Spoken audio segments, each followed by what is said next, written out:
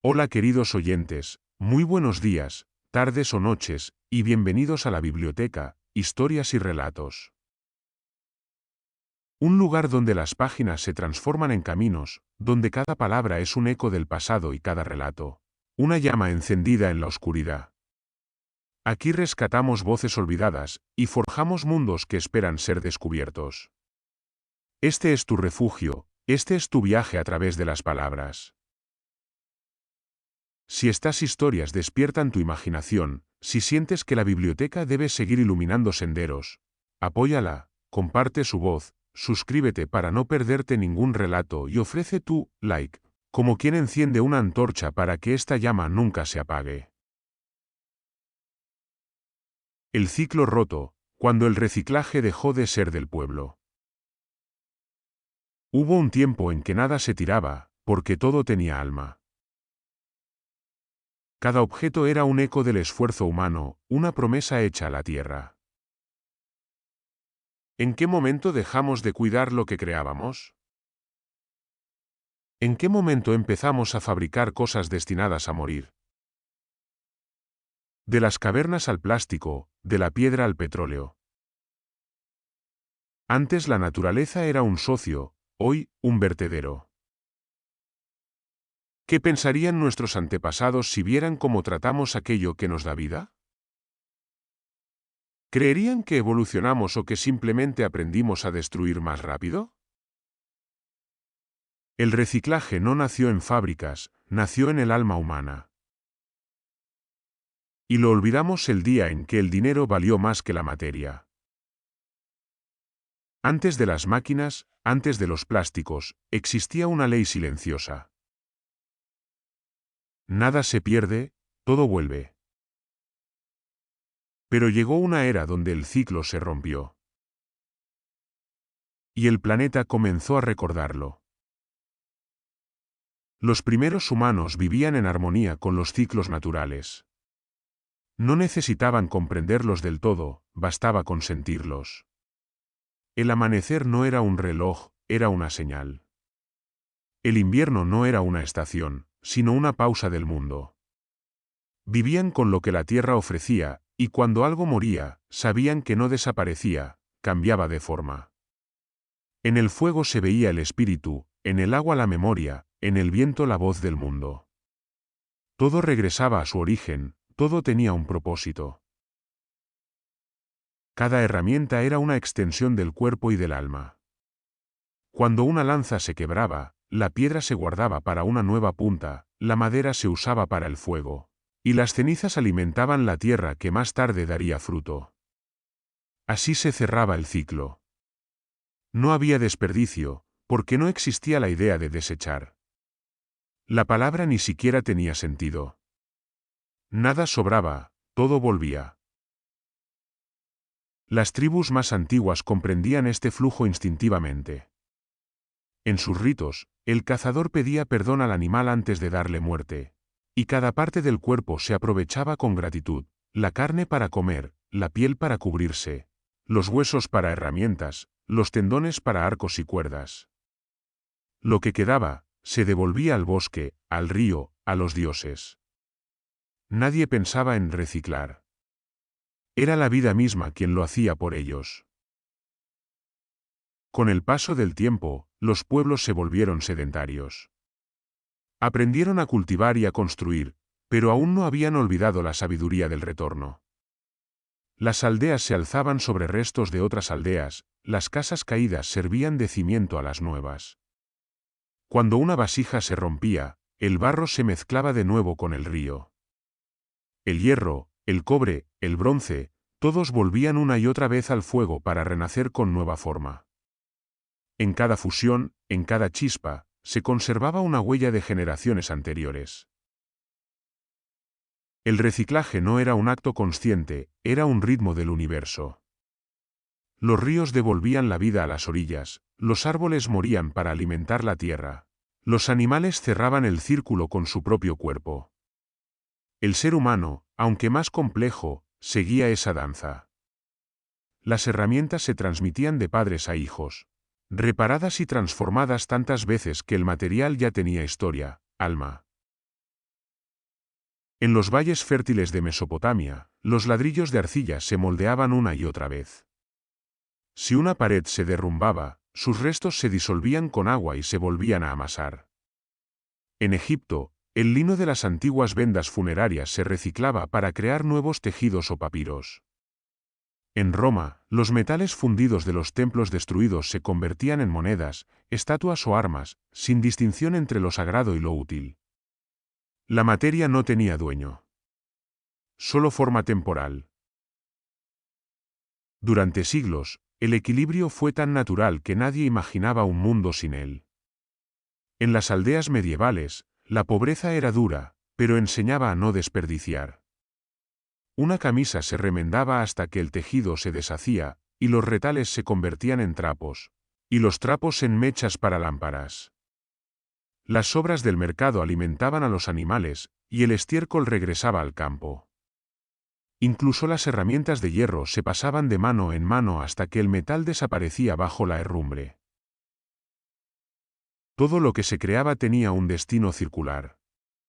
El pan del día anterior se usaba para sopa, el vino agrio para vinagre, el aceite gastado para lámparas. Nada se arrojaba sin propósito, porque arrojar algo a la nada era un acto contra la razón. El fuego lo devolvía todo, y el humo ascendía como ofrenda al cielo. El aire mismo era el último reciclador. Las ciudades crecían, pero su corazón seguía latiendo al compás de la naturaleza. Las murallas se reconstruían con piedras de ruinas antiguas, las iglesias se levantaban sobre templos paganos. Las estatuas de emperadores caídos se fundían para crear los rostros de los nuevos reyes. Cada civilización vivía sobre las huellas de las anteriores, literalmente sobre sus huesos, sobre su materia, sobre su memoria. En Oriente, la filosofía veía el ciclo como un principio divino. El yin y el yang, la dualidad eterna, describía lo mismo que los campesinos comprendían con las manos.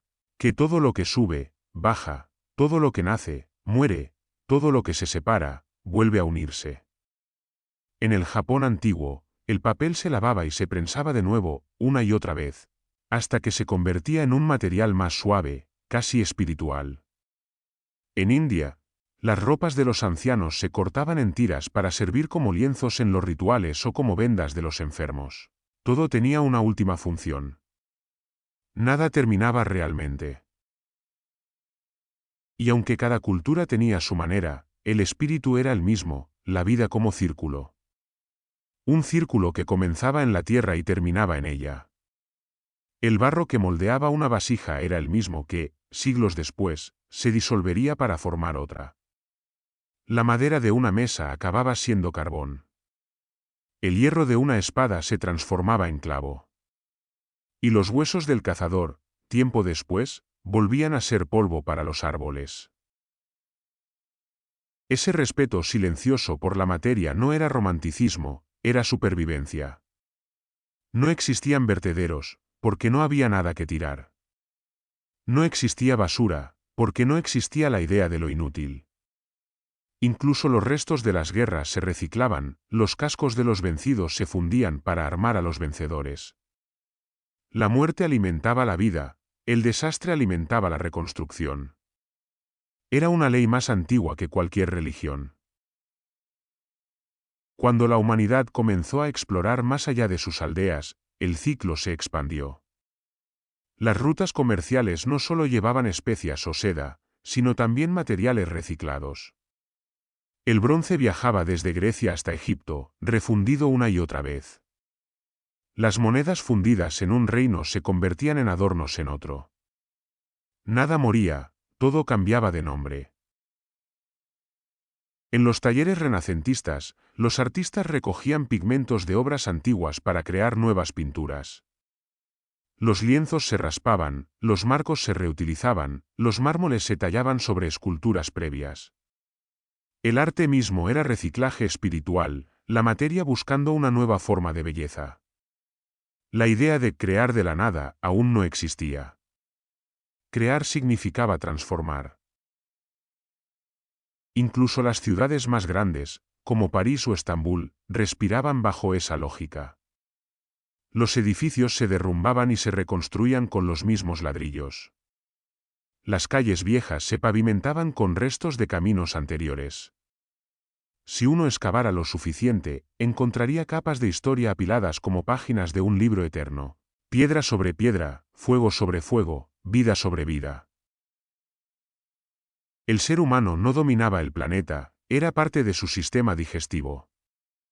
Un órgano más en el cuerpo de la Tierra. Transformaba, pero no destruía. Consumía, pero devolvía. Hasta los huesos humanos se enterraban en tierra fértil, y de ellos brotaban flores. Todo lo que salía del suelo regresaba a él, en una danza lenta y perfecta. Así transcurrieron milenios. Un mundo donde el concepto de desperdicio era casi impensable. Donde los niños aprendían a reparar antes que a reemplazar. Donde las manos sabían devolver la forma a las cosas. Donde el fuego no destruía, sino purificaba. Y aunque las civilizaciones se sucedían, la esencia permanecía, la materia no se perdía. El ciclo continuaba. El reciclaje no era un acto político, ni una moda, ni una obligación, era un reflejo del alma humana. El reconocimiento de que nada en la creación es eterno, pero todo puede renacer. Las culturas antiguas lo comprendían sin ciencia, sin teorías, solo con intuición. El respeto por la materia era respeto por la vida. No había prisa.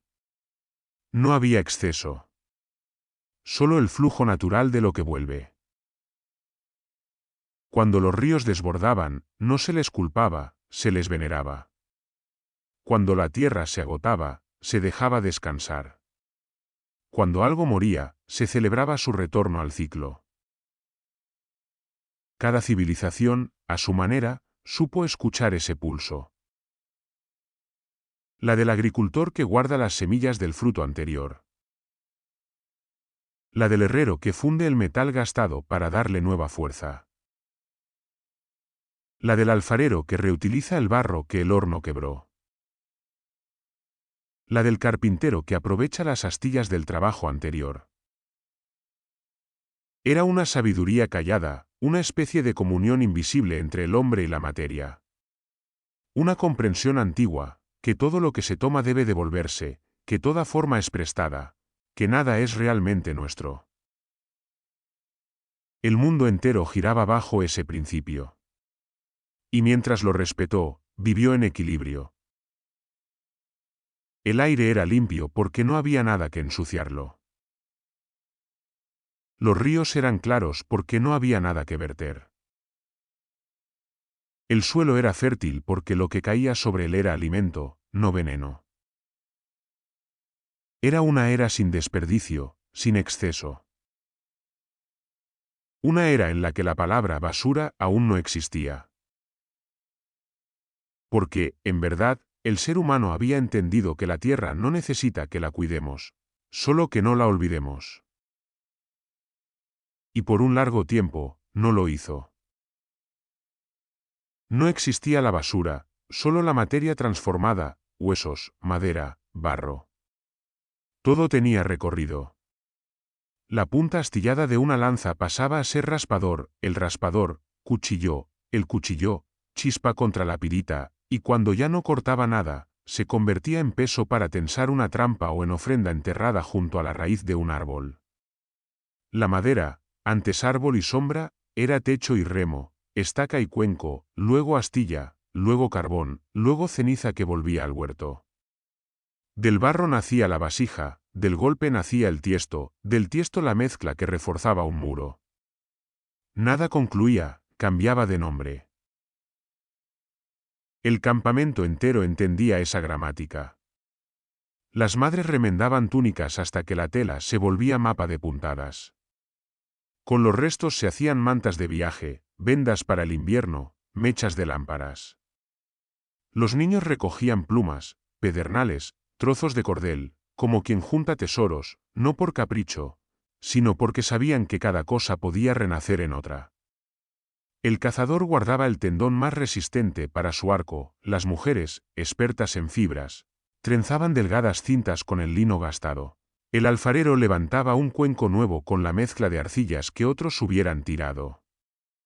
Y cuando la lluvia derribaba un horno, se recogía la arcilla endurecida, se machacaba, se remojaba, y volvía a cantar entre las manos. Los huesos eran biblioteca. De un fémur salía una aguja que pasaba de abuela a nieta, atravesando generaciones y pieles. De una escápula pulida, un cucharón, de un radio, una flauta que imitaba el vuelo de las aves. De los dientes grandes, cuentas para un collar que no solo adornaba, sino que contaba una historia, aquel invierno, aquella caza, aquel nacimiento.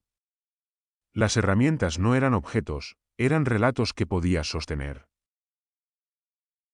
Las aldeas crecían en círculos, como los troncos. En el centro, el fuego, alrededor, la vida. Cuando un techo caía, las vigas útiles se rescataban, y con el resto se calentaba la sopa colectiva. Cuando una pared cedía, la piedra volvía a la cantera de la plaza, ese pequeño montículo común donde cada cual dejaba lo que ya no precisaba y tomaba lo que necesitaba. Nadie hablaba de propiedad en esas piezas sueltas, eran parte de la rueda. Lo que uno encontraba era provisión para el conjunto. El mérito no era acumular, sino saber transformar. El agua hacía su parte. Lo que sobraba de la molienda se mezclaba con agua tibia y se daba a los animales. El estiércol volvía al campo en surcos precisos que olían a futuro. Las mondas de las raíces, los tallos leñosos de la cosecha, la paja vieja, todo se apilaba en un rincón oscuro donde la tierra trabajaba sin prisa. Meses después, aquel montón era pan para las plantas. Se extendía con palas de madera, y la cosecha respondía con silencio agradecido. La palabra desecho no existía porque la tierra no la hablaba. El herrero entendía mejor que nadie el carácter circular de la materia.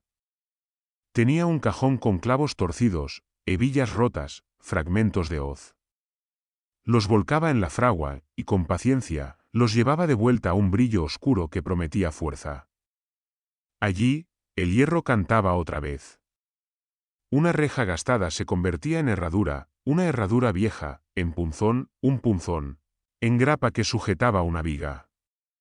El humo salía azul al amanecer, y alguien comentaba que era día de buen tempel. Sin nombrarlo, agradecían al mineral por permitir otra vuelta. El carpintero no desperdiciaba ni el polvo. Con virutas rellenaba cojines, con listones sobrantes calibraba marcos, con tablillas nacían juguetes sencillos y trampas para pájaros. Las astillas más pequeñas iban a un cesto junto al hogar, primera chispa, primer calor. El sonido del cepillo sobre la veta era un rezo cotidiano. A cada corte seguía una decisión, ¿qué será esto ahora? El mercado también giraba. Los trueques no eran lineales, alguien entregaba un saco de grano por una herramienta, y cuando la herramienta envejecía, volvía al herrero como pago parcial por un trabajo futuro. El valor no residía solo en la forma, sino en la capacidad de la forma para convertirse en otras. Una balanza de pesas y medidas descansaba sobre esa confianza. Nadie necesitaba escribir la palabra sostenible, estaba implícita en el pan, en la lluvia, en el olor de los establos.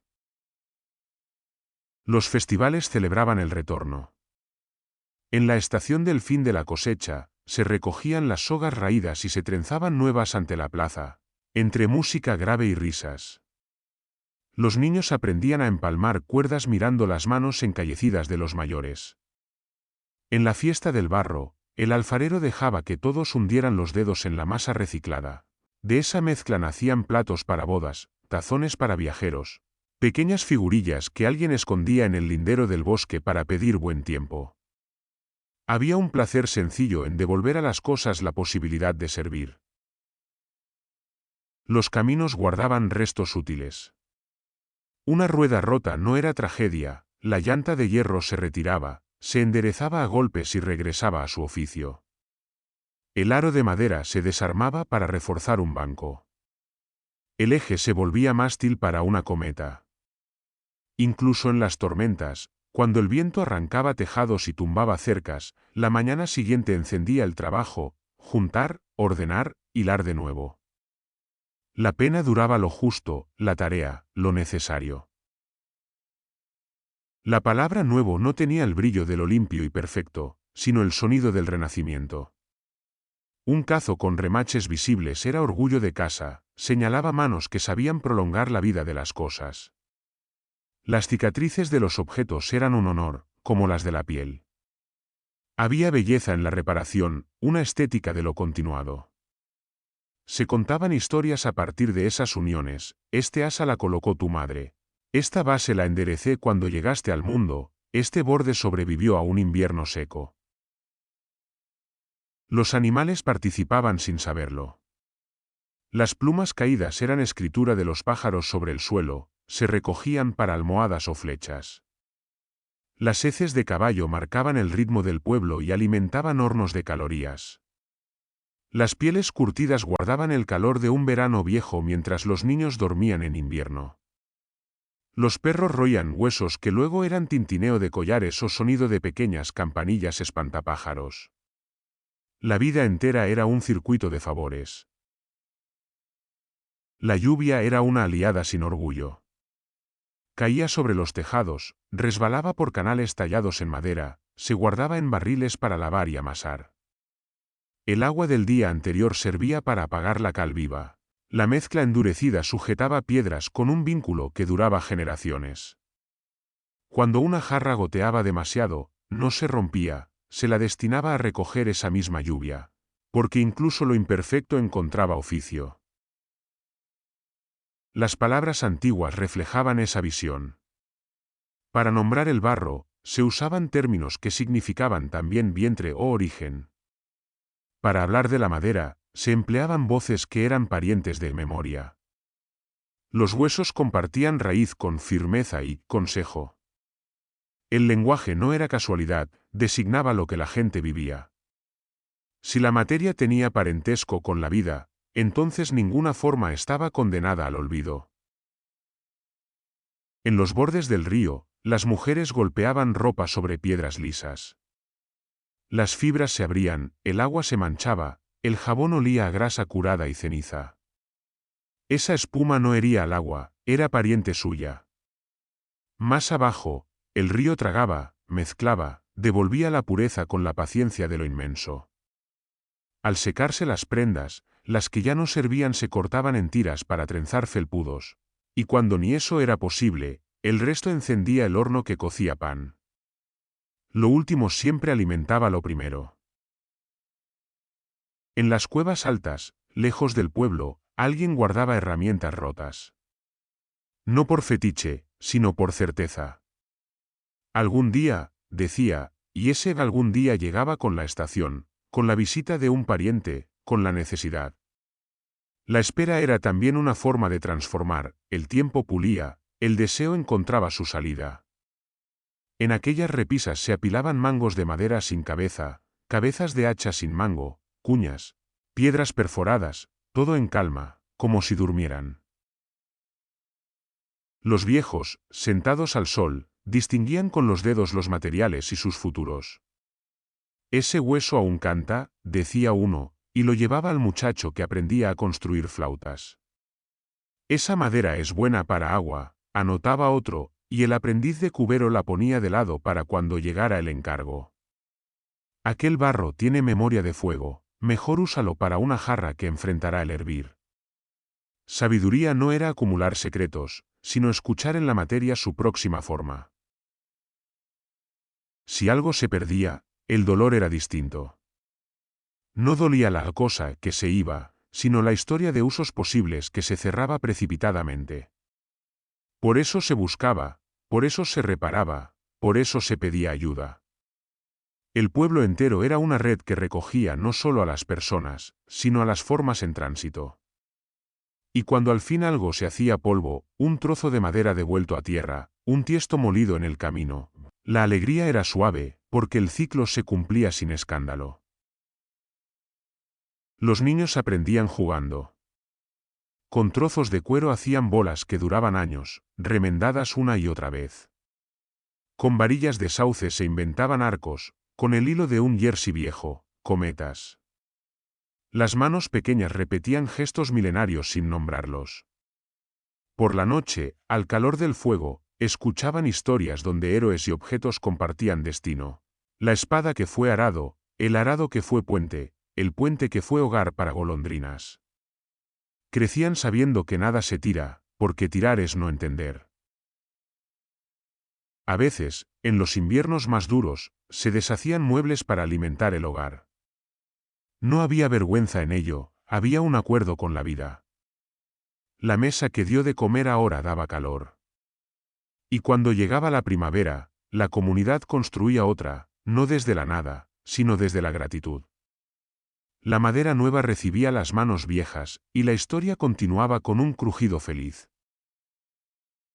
No existía la basura, solo la materia transformada, huesos, madera, barro. Esa frase podía ser una ley grabada en piedra, pero no hacía falta. Estaba grabada en los hábitos, en las pausas, en la economía de los gestos. El mundo hablaba ese idioma y el ser humano lo comprendía sin esfuerzo. Todo lo que nacía encontraba su modo de volver, y en ese ir y venir el pueblo mantenía su dignidad, su alimento, su paz. Porque cuidar de las cosas era cuidar del tiempo, y cuidar del tiempo era recordar que nada nos pertenece, salvo la responsabilidad de devolver. El fuego, el agua y el viento eran los grandes recicladores del mundo.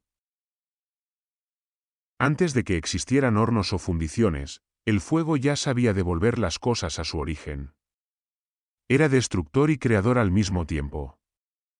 Convertía la madera en ceniza, pero esa ceniza se mezclaba con la tierra y hacía que los campos volvieran a florecer.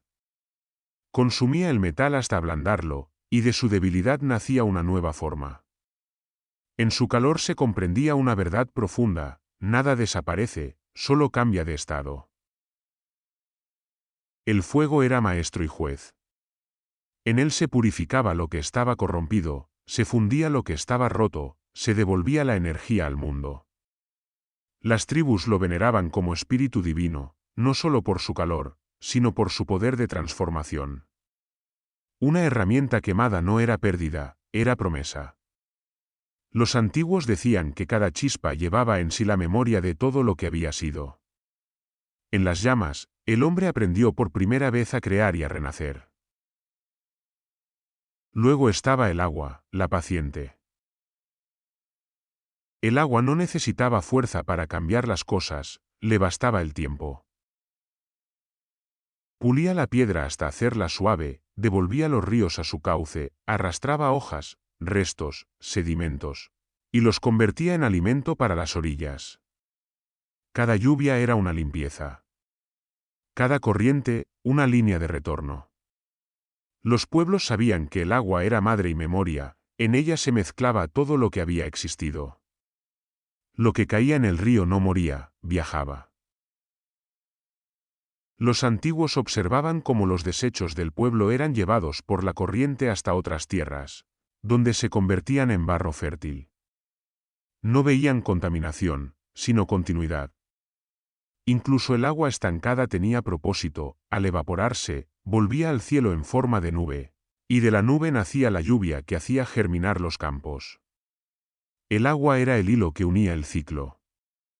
Su voz, cuando corría, recordaba al hombre que todo lo que da la tierra vuelve a ella, tarde o temprano. Y luego venía el viento, el viajero eterno. Invisible, impredecible, pero siempre presente. Era el mensajero del cambio, el que no dejaba que nada se quedara quieto por demasiado tiempo. Llevaba el polen de las flores a lugares lejanos, movía las semillas caídas, esparcía las cenizas del fuego, secaba el barro y lo convertía en piedra. El viento era el escultor silencioso del mundo, el equilibrio invisible entre lo que nace y lo que muere. En él confiaban los antiguos navegantes, los campesinos, los sacerdotes.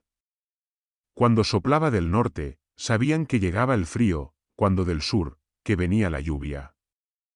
Pero más allá del clima, el viento tenía un sentido espiritual. Se creía que las almas de los muertos viajaban en él, que las palabras pronunciadas no desaparecían, sino que quedaban flotando, girando, esperando ser escuchadas en otro lugar. El viento era reciclaje del sonido, de la voz, del pensamiento. Fuego, agua y viento no eran enemigos del hombre, eran sus aliados. En ellos aprendió a ver la esencia del ciclo. El fuego enseñó que lo destruido puede renacer. El agua enseñó que lo perdido puede regresar. El viento enseñó que nada se detiene. Cuando los humanos miraban las montañas erosionadas, entendían que el tiempo también era una forma de reciclaje. La roca se convertía en polvo, el polvo en barro, el barro en piedra otra vez. Todo lo que el fuego quemaba, el agua ablandaba y el viento dispersaba, acababa volviendo a la tierra. No existía el desperdicio, solo el tránsito. Cada elemento tenía su tarea. El fuego transformaba lo inmediato. El agua restauraba lo profundo. El viento movía lo invisible. Juntos mantenían la rueda de la existencia girando.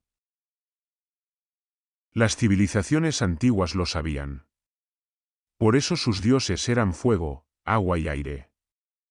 Por eso ofrecían vino a los ríos, incienso a las llamas y oraciones al cielo. No eran supersticiones, eran recordatorios del equilibrio. El hombre daba, la naturaleza transformaba, y el resultado volvía a él multiplicado. Esa era la verdadera alquimia, anterior a los metales y a los laboratorios, la alquimia de la tierra. Cuando el fuego limpiaba los campos después de la cosecha, el agua se encargaba de devolver la fertilidad. Cuando el viento soplaba y arrastraba las hojas secas, el fuego las consumía y el agua las convertía en alimento para los gusanos.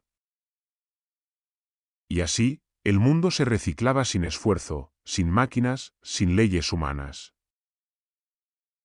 Los pueblos antiguos no necesitaban teorías para entenderlo. Lo veían en el cielo, en la lluvia, en el humo. Sabían que si el fuego ardía demasiado, el viento lo apagaría, si el agua crecía en exceso, el sol la elevaría de nuevo. Todo tenía su límite, su equilibrio. Había sabiduría en los incendios naturales, sabían que del bosque quemado nacía el renuevo. Había respeto por el río que desbordaba, porque traía limo y semillas nuevas. Había gratitud por el viento que barría la sequía, porque limpiaba los cielos del polvo viejo. En cada desastre veían un reinicio. En cada transformación, una oportunidad. Así, generación tras generación, el ser humano aprendió que la naturaleza no desperdicia nada. Que incluso la muerte es reciclaje. Que el fuego, el agua y el viento no destruyen, sino que preparan el camino para lo que viene. Eran los grandes obreros invisibles del mundo. Los primeros recicladores, los verdaderos guardianes del ciclo. Y mientras los hombres respetaron su poder, la tierra mantuvo su ritmo. El fuego siguió purificando, el agua siguió alimentando, el viento siguió moviendo la vida. Todo estaba en orden. Todo respiraba dentro del mismo círculo. Las tribus cazaban lo necesario, el resto se devolvía a la tierra. No por mandato ni por virtud, sino por instinto. Sabían que cada ser tenía su función, y que tomar más de lo que el cuerpo podía consumir era un sacrilegio contra el equilibrio. La caza era un diálogo con la vida, no un acto de dominio.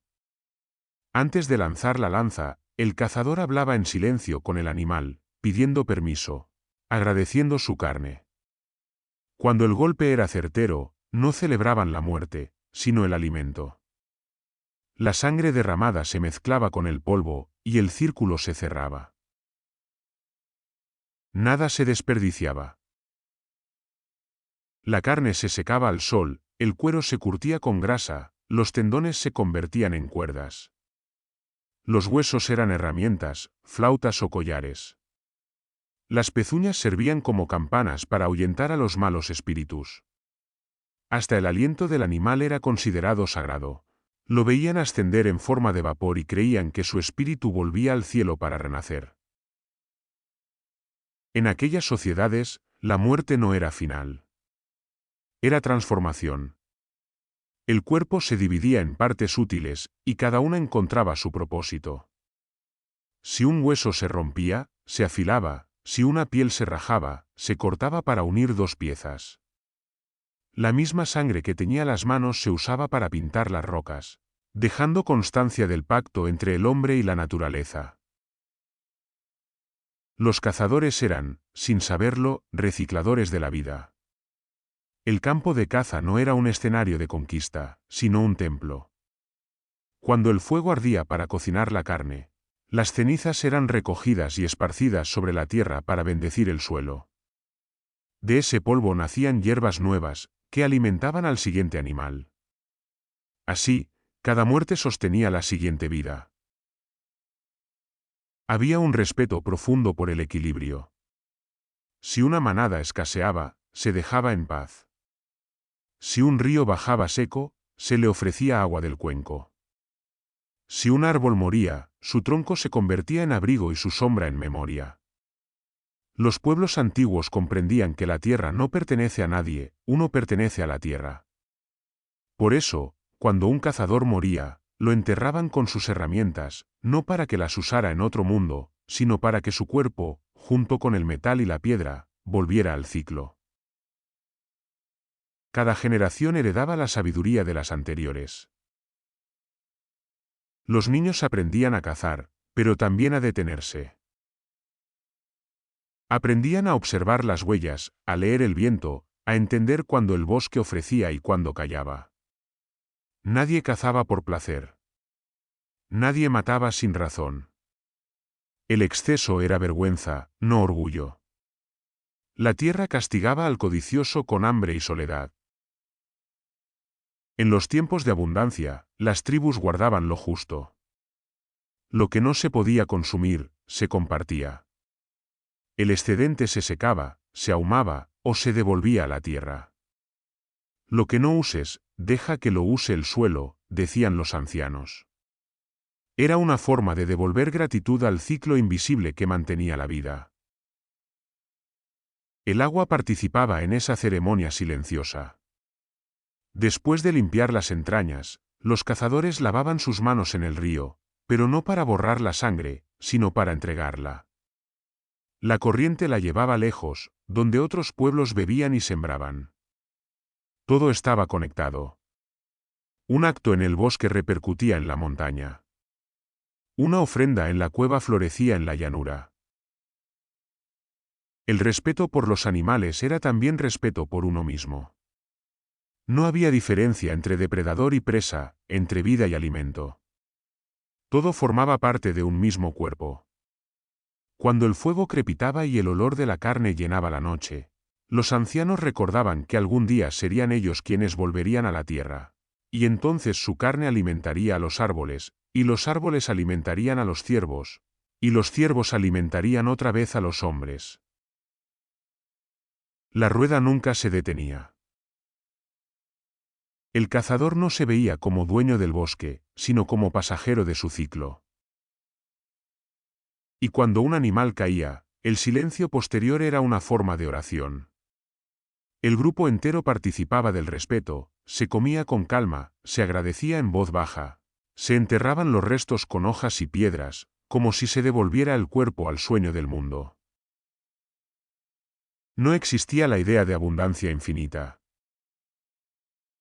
El hambre enseñaba humildad, y la gratitud enseñaba medida. Nadie hablaba de recursos naturales, hablaban de hermanos. El ciervo, el río, el fuego, el viento, todos eran parte de una misma familia. Y el hombre, lejos de creerse superior, se sentía responsable. Sabía que cada huella dejada debía ser borrada por el tiempo, no por la indiferencia. Así pasaban los días, los años, las generaciones. El cazador moría, pero su cuchillo seguía viajando. El hijo lo heredaba, lo afilaba, lo usaba hasta que el metal se partía. Entonces lo fundía en el fuego, y de esa fusión nacía una nueva hoja. Cada cosa tenía una segunda vida, como cada alma tenía un segundo amanecer.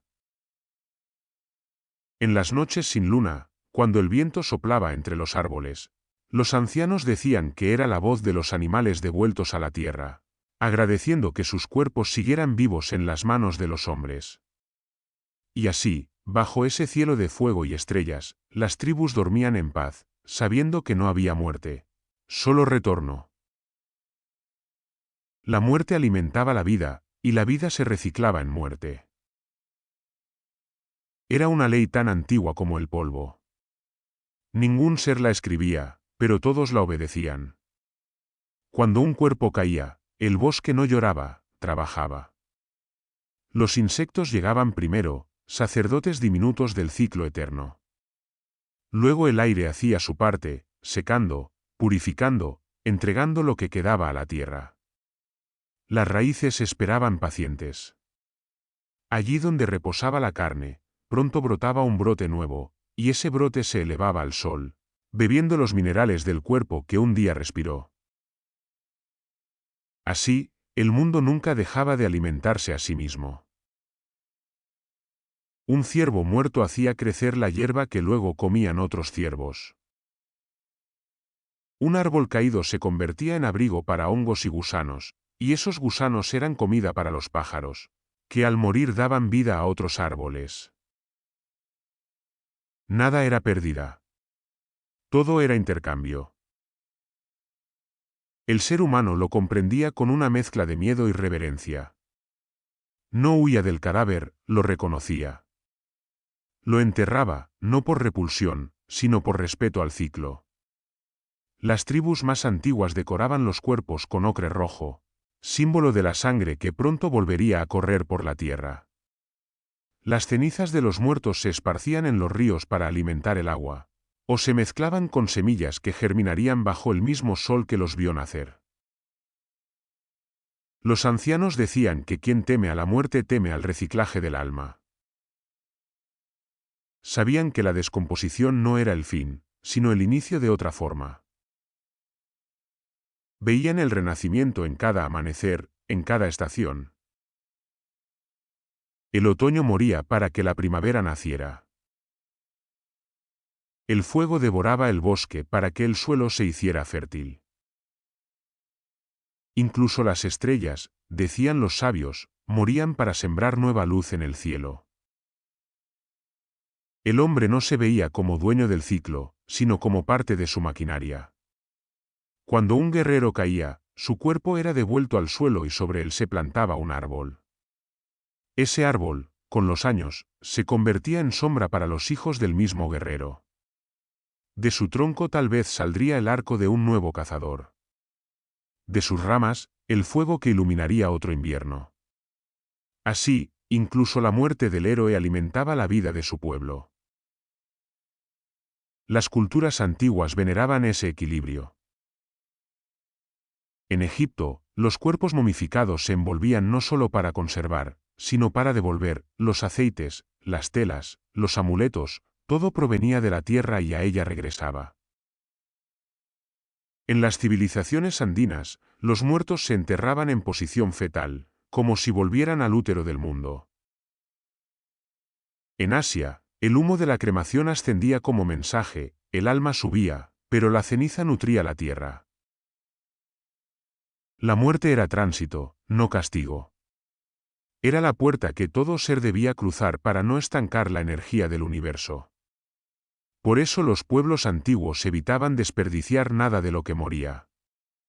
Cada piel curtida, cada hueso pulido, cada fibra seca tenía una segunda existencia. El cuerpo era un préstamo temporal, y devolverlo completo era señal de respeto. Incluso las plantas eran tratadas con el mismo principio. Un árbol talado debía ser reemplazado por un nuevo brote. Las ramas cortadas se usaban para abono. Las hojas caídas se recogían, se mezclaban con ceniza, y esa mezcla fertilizaba los campos. El suelo era visto como una gran boca que siempre devolvía lo que se le ofrecía. En los pueblos antiguos había un entendimiento tácito: quien se negaba al ciclo, enfermaba. El cazador que mataba por exceso, el agricultor que agotaba la tierra, el guerrero que destruía sin causa. Todos sufrían la misma consecuencia: el entorno los olvidaba. El agua se alejaba, los animales huían, la tierra no germinaba. Era el castigo natural por romper la rueda. Pero cuando se respetaba el flujo, la vida prosperaba. Los hombres vivían más cerca de los ríos, los animales regresaban a los claros, las cosechas eran generosas. La muerte y la vida se reconocían mutuamente. Una no podía existir sin la otra, y ambas eran expresiones de la misma energía. En el silencio de los bosques, todo hablaba ese idioma. El olor a hojas podridas no era señal de decadencia, sino de fertilidad. Los troncos huecos eran casas, los cadáveres alimento, la putrefacción una promesa. El hombre, observando ese milagro constante, aprendió que no hay final en la materia. Solo transformación. Las hogueras funerarias se encendían no para eliminar el cuerpo, sino para liberarlo. Las llamas convertían la carne en aire, el aire en humo, el humo en polvo, y el polvo en alimento para los campos. Así, cada chispa llevaba consigo una memoria: lo que fue humano regresaba a la naturaleza, y lo que fue naturaleza alimentaba otra conciencia. Los pueblos del norte dejaban a sus muertos en las cumbres, para que las aves los deshicieran y el viento esparciera sus restos sobre el valle. Decían que era la manera más pura de servir al mundo una última vez. Las culturas del desierto enterraban sus cuerpos bajo capas de arena que pronto se movían con las tormentas, llevándolos a otros lugares, mezclándolos con otros cuerpos, creando una sola piel con la tierra. El reciclaje de la muerte no era un acto de compasión, sino de continuidad. El ser humano no creía en la eternidad del cuerpo, sino en la eternidad del ciclo. Sabía que su tiempo era breve, pero que su materia duraría siempre, cambiando de forma, de nombre, de destino. Y esa certeza no producía miedo, producía paz. El llanto por los muertos era breve. No porque no doliera su partida, sino porque sabían que seguían presentes, en la lluvia, en la madera, en el trigo, en el aliento de los animales. Cada bocado era un recordatorio: estás comiendo vida que alguna vez fue muerte. Y un día tu muerte será vida para otros. Así se mantenía el equilibrio. No había vertederos, no había residuos, no había olvido. Solo la gran respiración del planeta, inhalando y exhalando formas. La muerte alimentaba la vida, y la vida se reciclaba en muerte. Era el pacto más antiguo, el único que nunca debió romperse. Las civilizaciones antiguas heredaban materiales de generaciones pasadas. Cada piedra, cada metal, cada tablón tenía historia. Las ciudades no se construían sobre ruinas por casualidad, se levantaban sobre los huesos de sus antecesores, como hijos que crecen sosteniéndose en los hombros de sus padres. El pasado no era demolido, era reciclado. Lo viejo no se consideraba inútil, sino sagrado. Y así, los materiales de una era seguían viviendo en la siguiente, cargando la memoria de quienes los habían moldeado.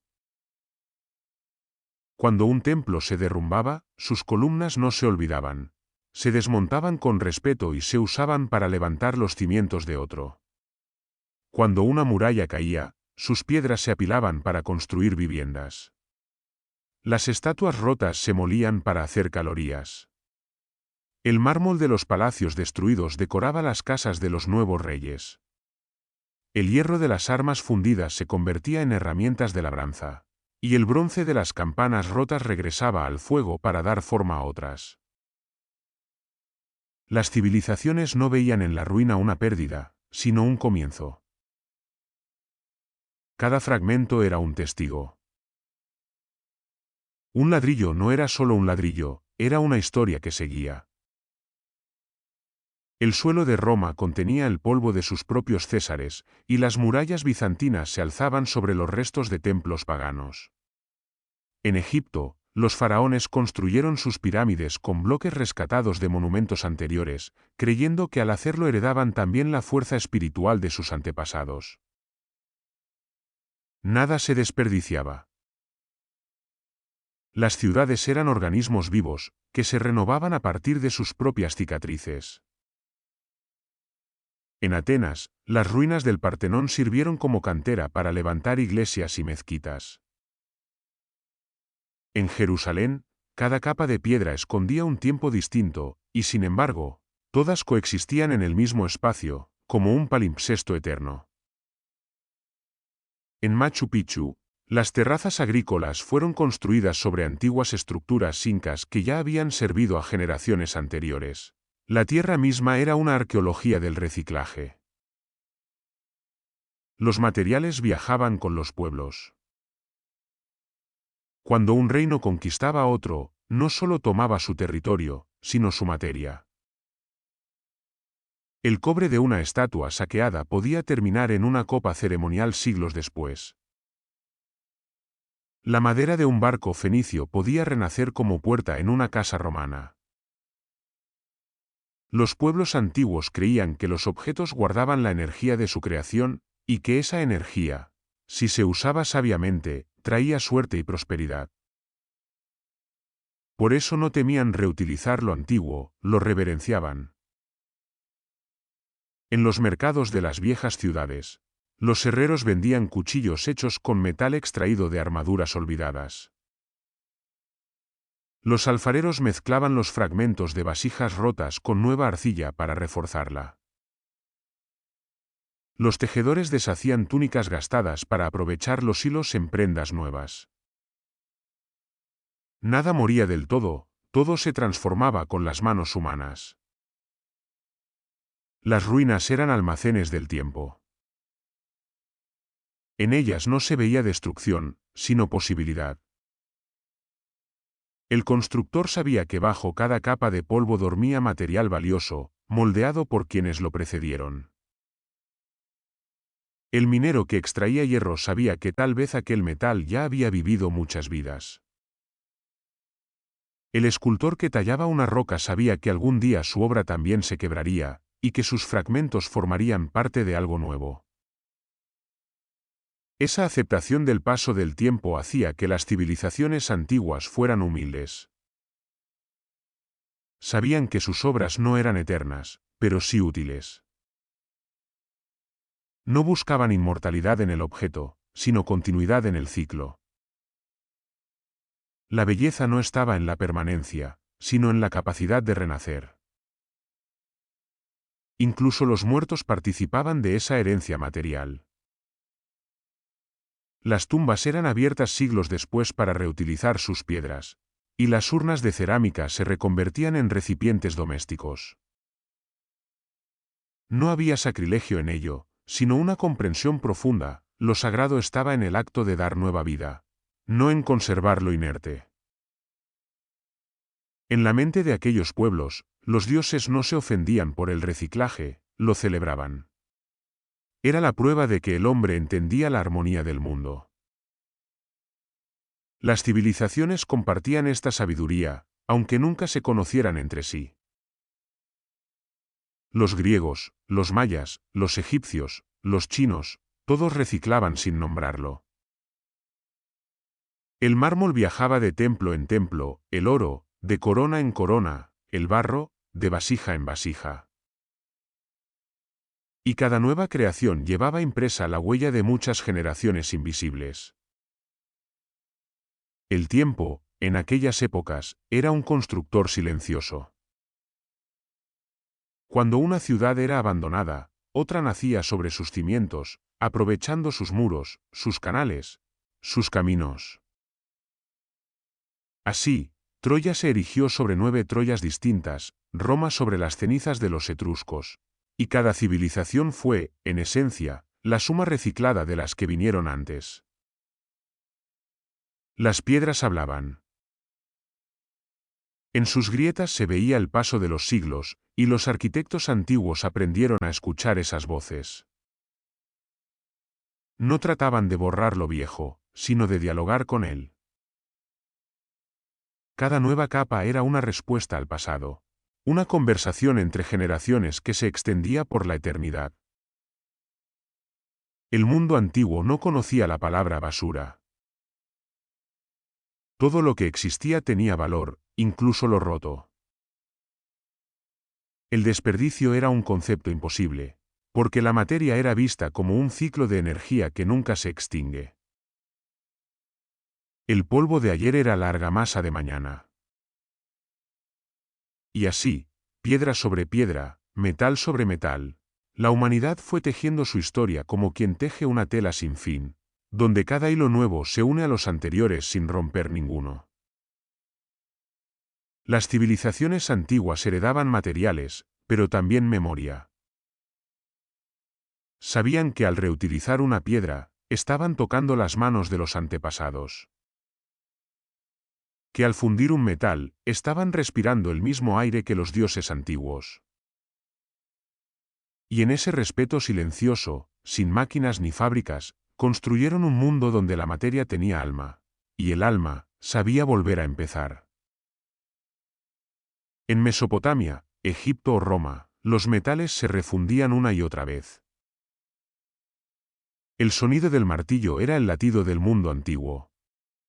En cada golpe, la humanidad repetía un acto sagrado, devolver la forma a lo que el tiempo había desgastado.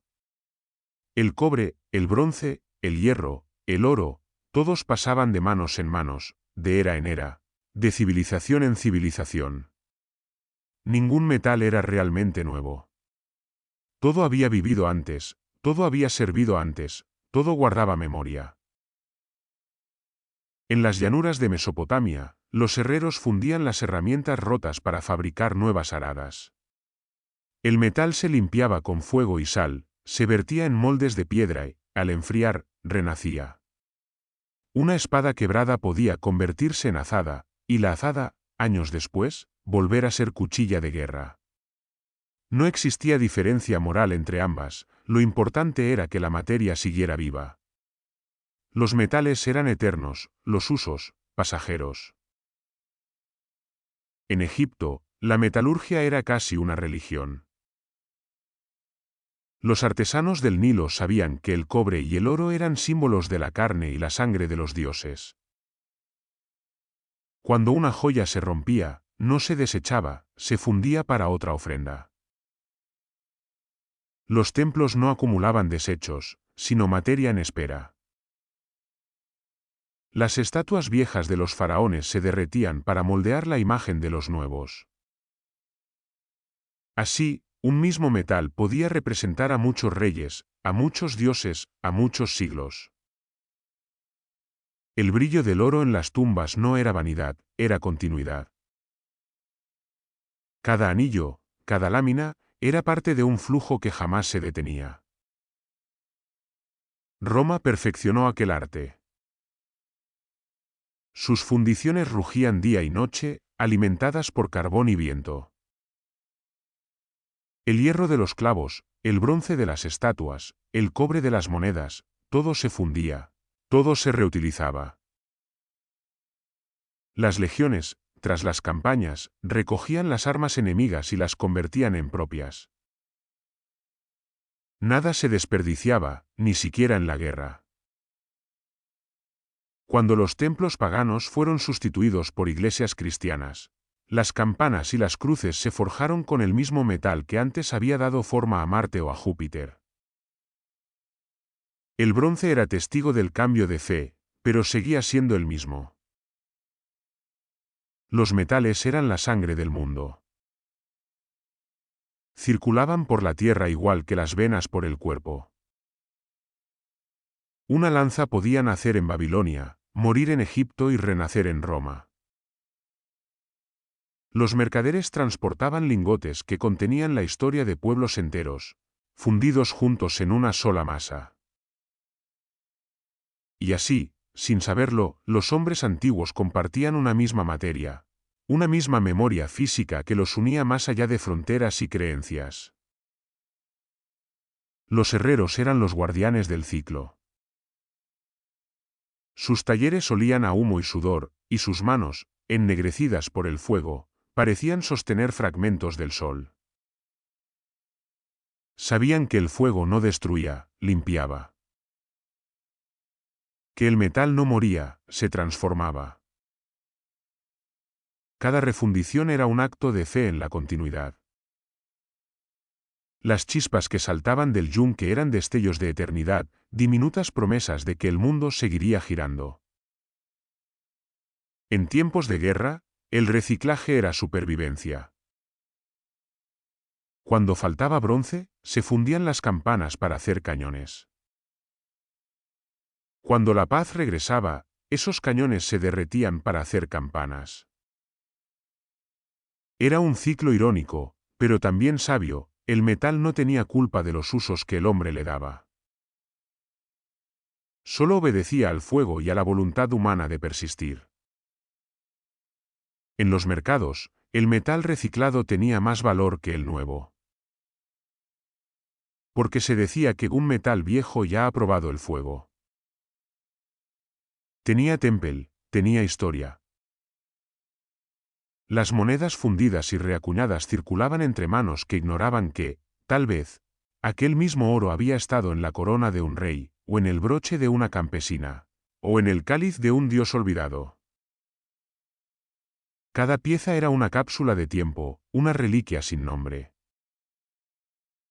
Los alquimistas posteriores, cuando intentaron transformar el plomo en oro, no comprendieron que el secreto ya había sido revelado mucho antes. La verdadera alquimia no era cambiar un metal en otro, sino permitirle vivir 1000 vidas sin perder su esencia. Esa era la inmortalidad de la materia, el milagro que los antiguos ya conocían. Incluso los pueblos sin escritura lo sabían. En las aldeas celtas, las espadas de los ancestros eran enterradas en los ríos, no para perderlas, sino para que el agua las limpiara y el tiempo las devolviera a otro herrero en el futuro. En África, las tribus nómadas fundían los adornos de generaciones pasadas para fabricar herramientas nuevas, llevando consigo el brillo de sus antepasados. En Asia, los templos guardaban lingotes fundidos con fragmentos de antiguas campanas y estatuas, como símbolo de que nada sagrado se pierde, solo cambia de forma. El metal, en cualquier rincón del planeta, era la metáfora perfecta de la vida. Duro pero maleable, mortal en manos del hombre, eterno en las manos del fuego. Cada chispa que saltaba de un yunque era un fragmento de historia que volvía a nacer. Y cuando los herreros apagaban la fragua al caer la noche, sabían que el ciclo no terminaba. Sabían que, en algún lugar, otro fuego estaba encendido, otro martillo golpeaba, otra vida se forjaba. El sonido del metal resonaba más allá del tiempo, recordando a todos que el reciclaje no fue invento moderno, sino herencia ancestral. El mundo entero, durante milenios, se mantuvo vivo gracias a esa danza entre fuego y materia, entre destrucción y renacimiento. Una danza que los antiguos comprendían con la sencillez de quien mira el fuego y ve, en su reflejo, el rostro inmortal del planeta. En las aldeas medievales, los tejidos se reparaban hasta desintegrarse. Las ropas no eran moda ni símbolo de estatus, sino memoria viva. Cada túnica, cada capa, cada manto tenía una historia cosida entre sus hilos.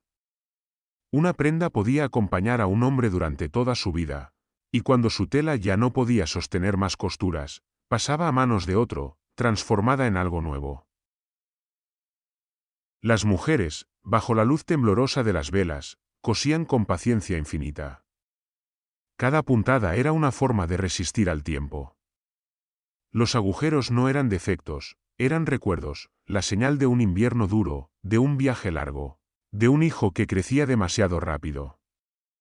Las madres guardaban los restos de tela de los vestidos viejos para reforzar los nuevos, y en los cajones de las casas se acumulaban pequeños retales que servían para remendar, para abrigar, para continuar. Las ropas de los campesinos eran como pergaminos de tela, se escribía sobre ellas la historia de una vida. Una camisa de lino podía durar 20 años, y antes de desaparecer, servir como paño de cocina, trapo de trabajo o venda de heridas. Las mantas, cuando se rompían, se cortaban en tiras para forrar zapatos o acolchar sillas. Las ropas de los muertos se lavaban, se arreglaban, y volvían a la vida sobre los cuerpos de los vivos. Nada quedaba olvidado. En aquellas aldeas no existía el desperdicio, porque no había exceso. El hilo era caro, el tiempo también, y ambos se usaban con devoción. Cuando un trozo de lana se soltaba, se hilaba de nuevo. Las prendas no se tiraban, se transformaban una y otra vez, hasta que el tejido se volvía polvo en las manos. Y aun entonces, el polvo tenía uso, se mezclaba con cera para sellar grietas, o se usaba como relleno en las muñecas de los niños. El arte del remiendo era una herencia, un oficio transmitido entre generaciones. Las abuelas enseñaban a las nietas a dar puntadas invisibles, a hacer que una prenda vieja pareciera nueva. Pero en el fondo, nadie quería que pareciera nueva. Las costuras visibles eran símbolo de orgullo, de esfuerzo, de permanencia. Cada remiendo hablaba del valor de las manos, del respeto por lo útil, del amor por lo cotidiano. En los hogares más pobres, las familias compartían una única manta, remendada con telas de todos los colores. Era un mosaico de vidas, un abrigo colectivo. El padre reconocía en ella el trozo de su vieja capa, la madre el fragmento de su vestido de bodas, los hijos el retal de la túnica con la que dieron sus primeros pasos. Dormían bajo la historia de su familia, cosida con hilos de supervivencia.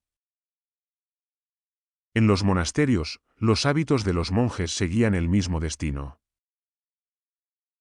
Cuando un hábito envejecía, se cortaba para servir como túnica interior a los novicios.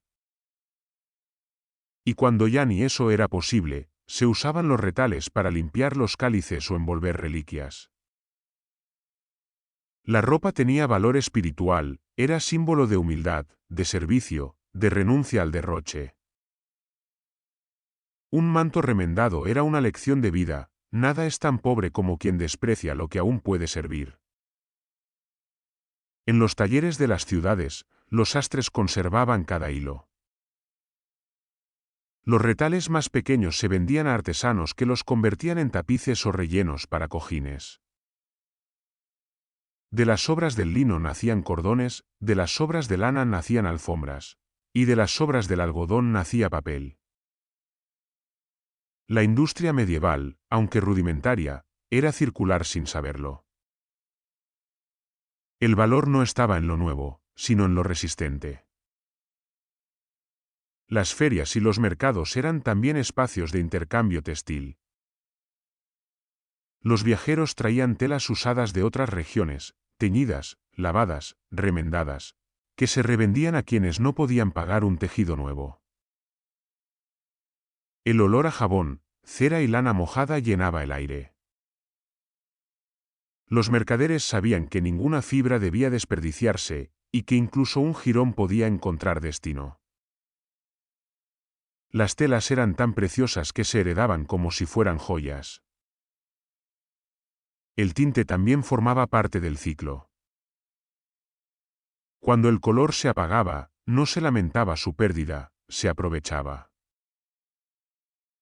Las prendas se sumergían en nuevos baños, y de un tono gastado nacía otro. Así, una tela azul podía acabar siendo verde, y una roja, marrón. El color mismo era reciclado, como si la luz se reinventara a través del tejido.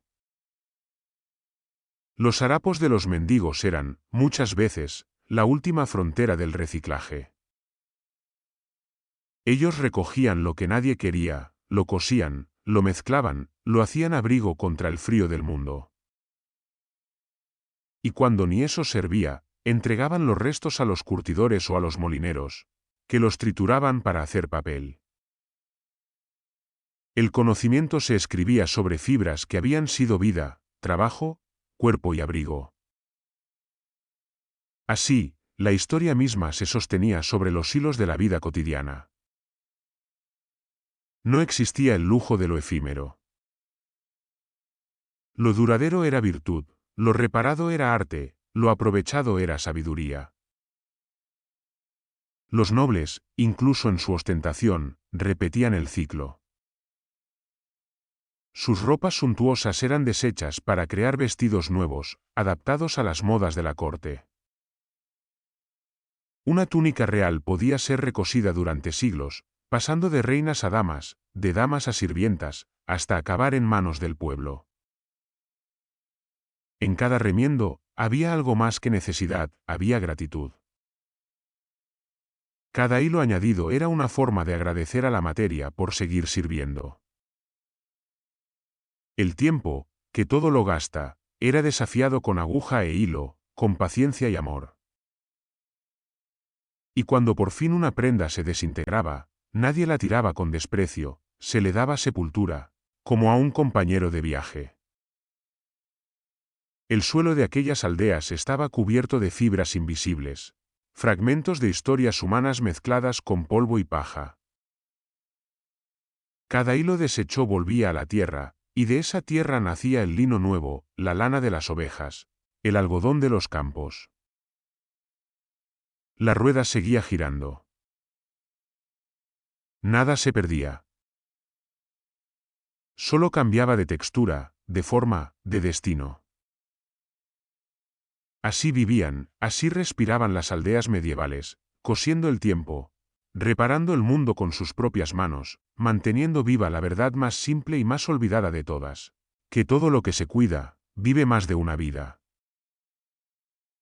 La metalurgia convirtió el reciclaje en arte.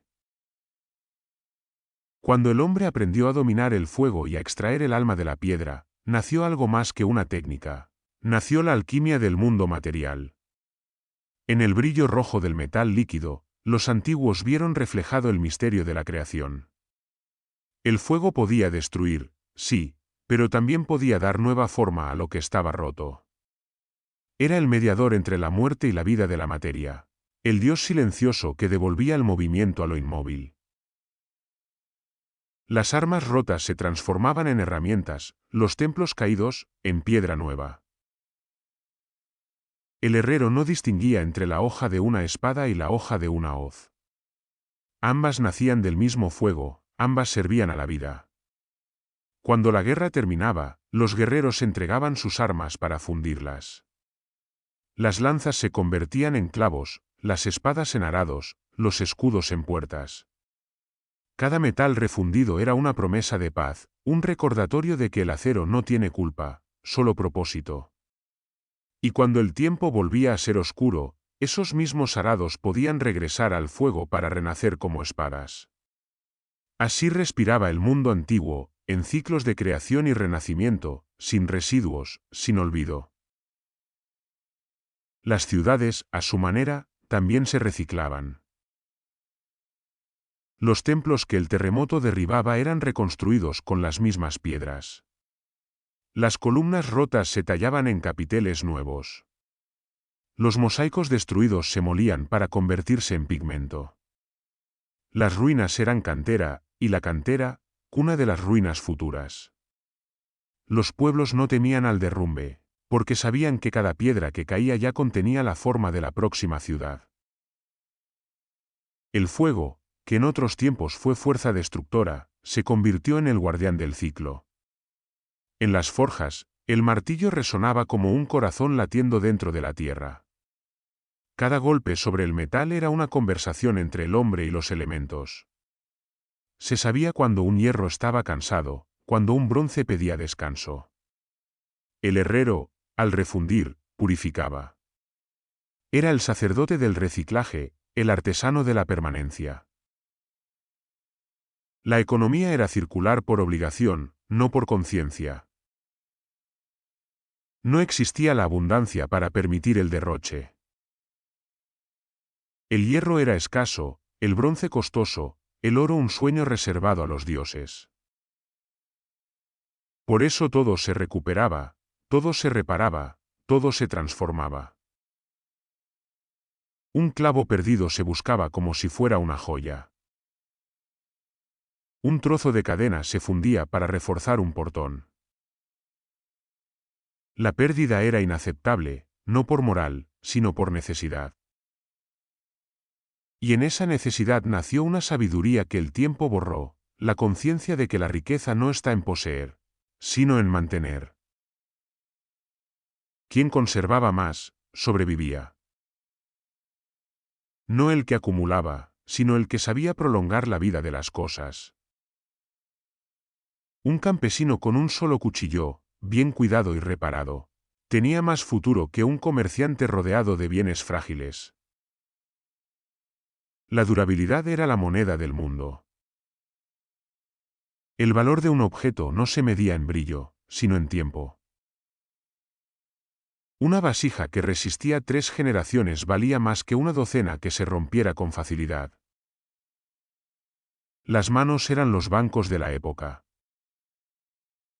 El saber reparar, afilar, remendar o fundir equivalía a tener fortuna. Los herreros, los carpinteros, los canteros y los tejedores eran los guardianes de la economía invisible del reciclaje.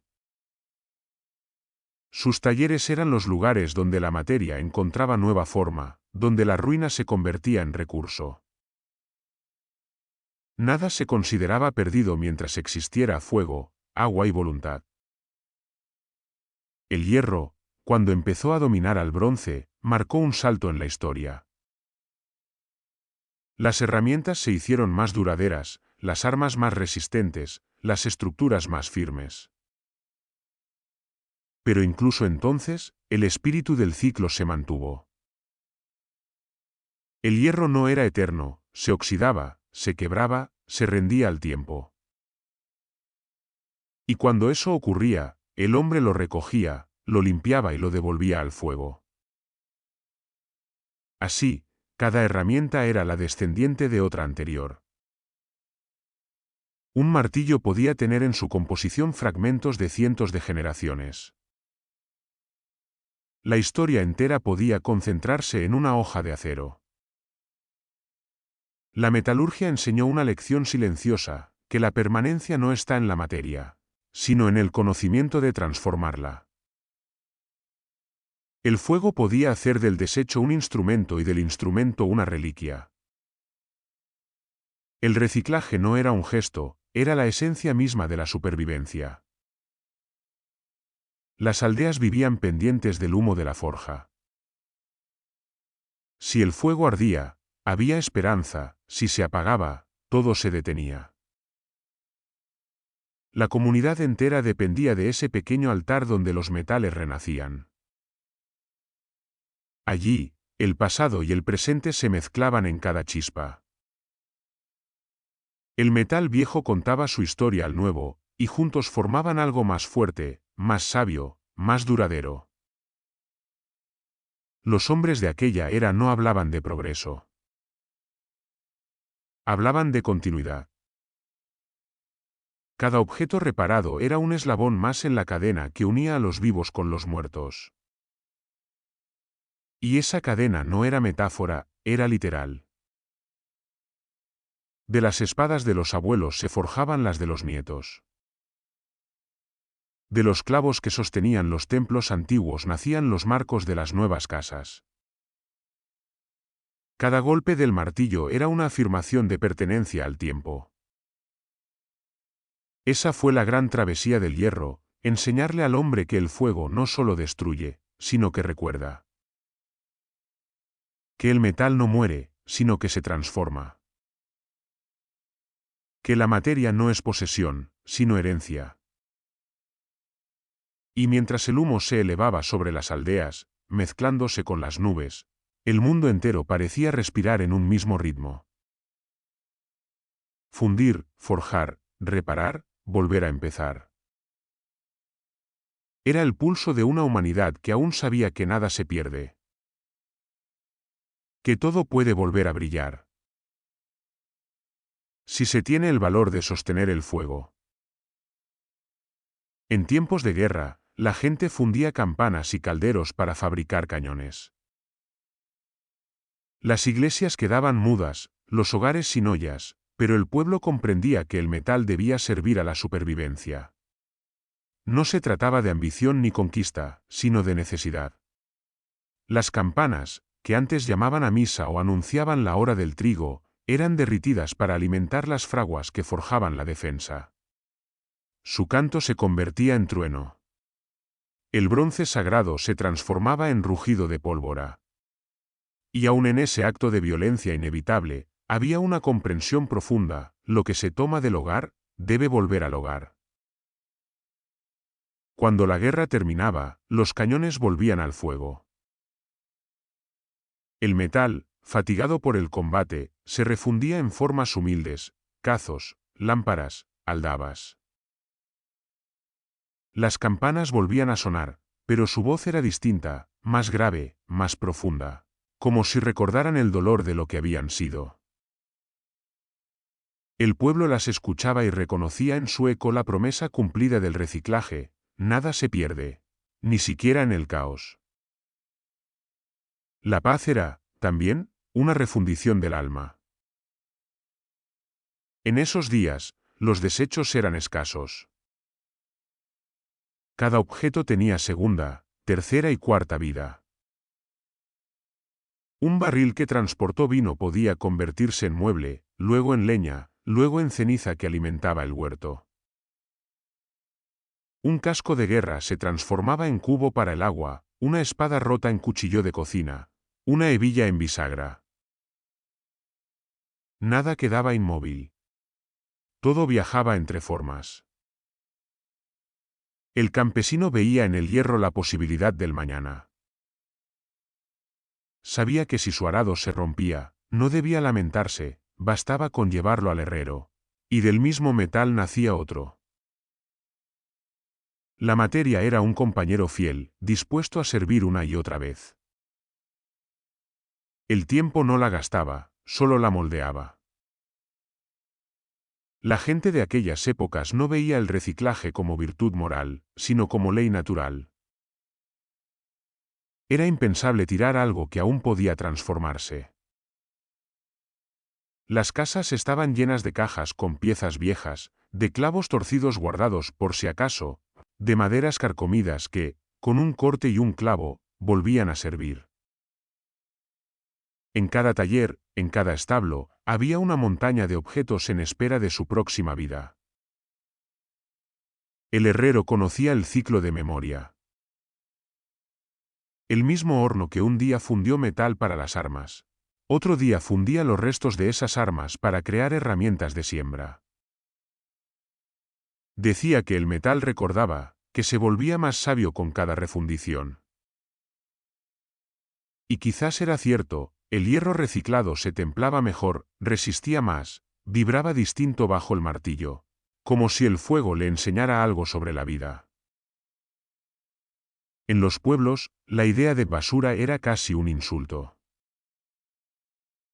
Un objeto roto no era inútil, era una promesa incompleta.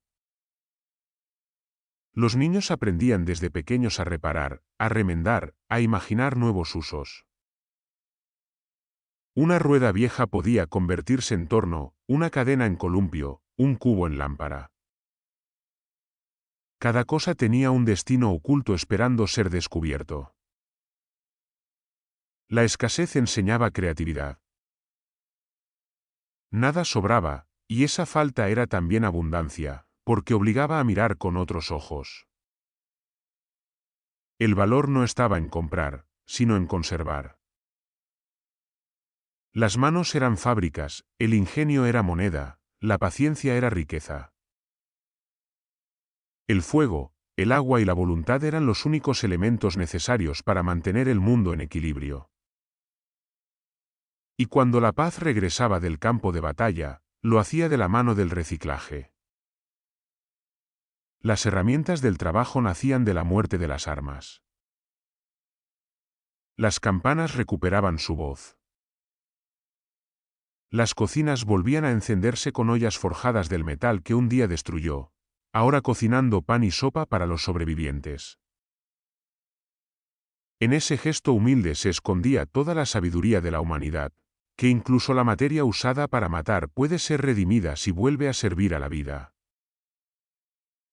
Los pueblos sabían, sin libros ni teorías, que el secreto de la existencia está en el retorno.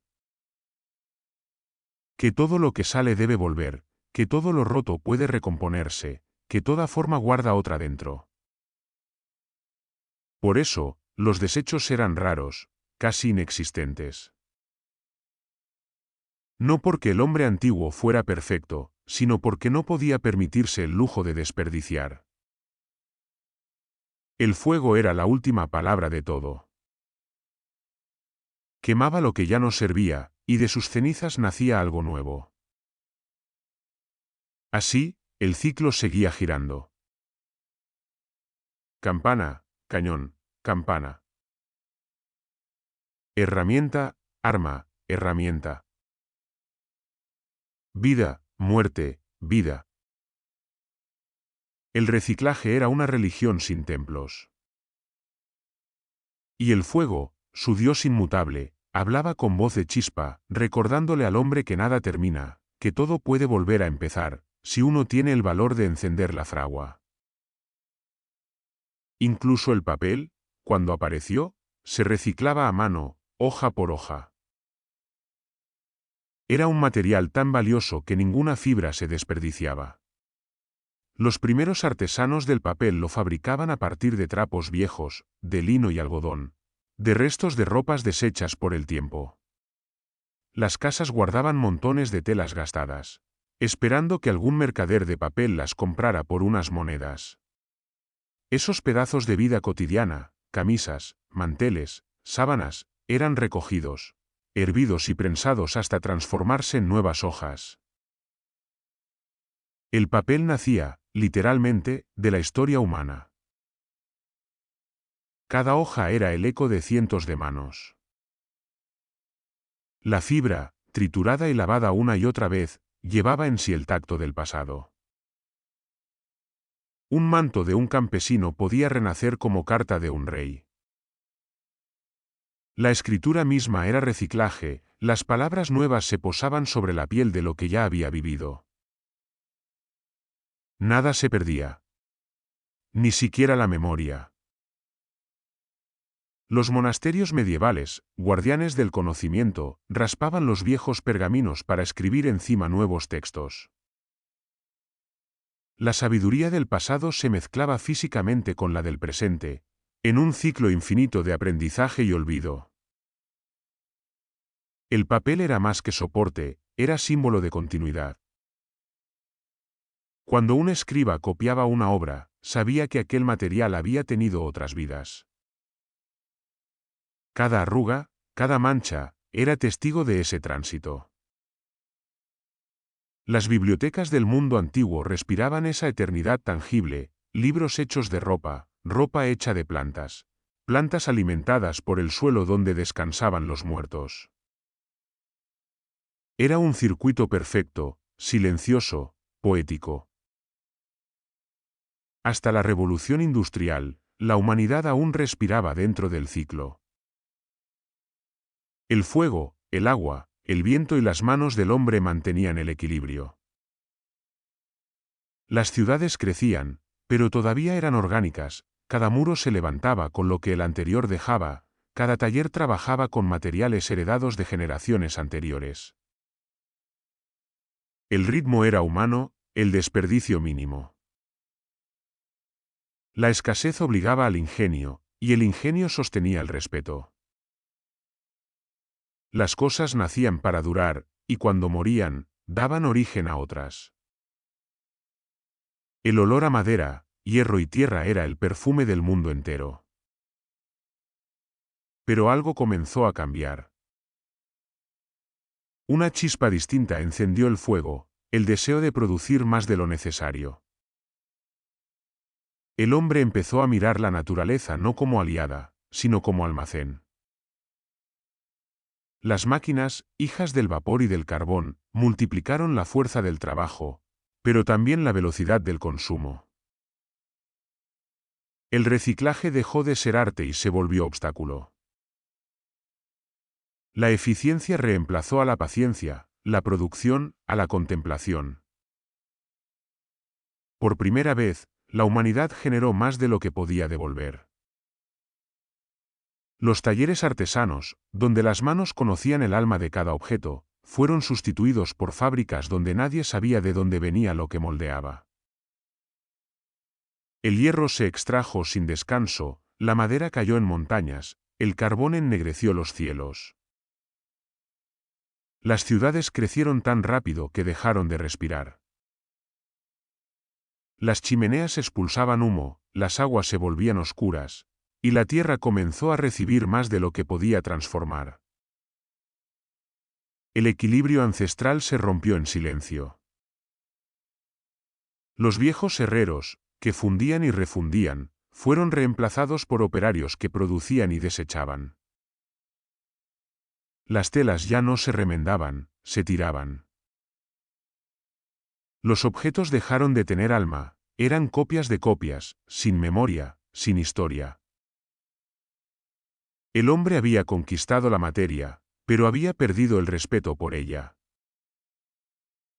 El reciclaje, que durante milenios fue instinto, se volvió un recuerdo. La rueda que giraba con armonía empezó a chirriar, a acumular residuos, a saturarse. Y aunque el progreso prometía abundancia, trajo también la pérdida del sentido. La humanidad, sin notarlo, dejó de formar parte del ciclo y empezó a situarse fuera de él, como si el mundo fuera algo que podía usarse sin límites. Fue entonces cuando la naturaleza, paciente y silenciosa, comenzó a advertir. Los ríos se rebelaron con inundaciones, los cielos con humo, los suelos con hambre. Era su manera de recordarle al hombre lo que había olvidado. Que nada puede crearse sin devolver algo a cambio. Que todo lo que se rompe sin respeto termina volviéndose contra su creador. Y que incluso el fuego que forja, si se le exige demasiado, acaba consumiendo a quien lo alimenta. Así, entre el rugido de las máquinas y el brillo de los metales nuevos, la humanidad selló sin saberlo un pacto con el olvido.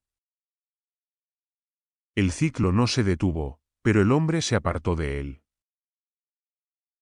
Y desde entonces, la historia no ha hecho más que recordarle, una y otra vez, que todo lo que no se recicla, se pierde.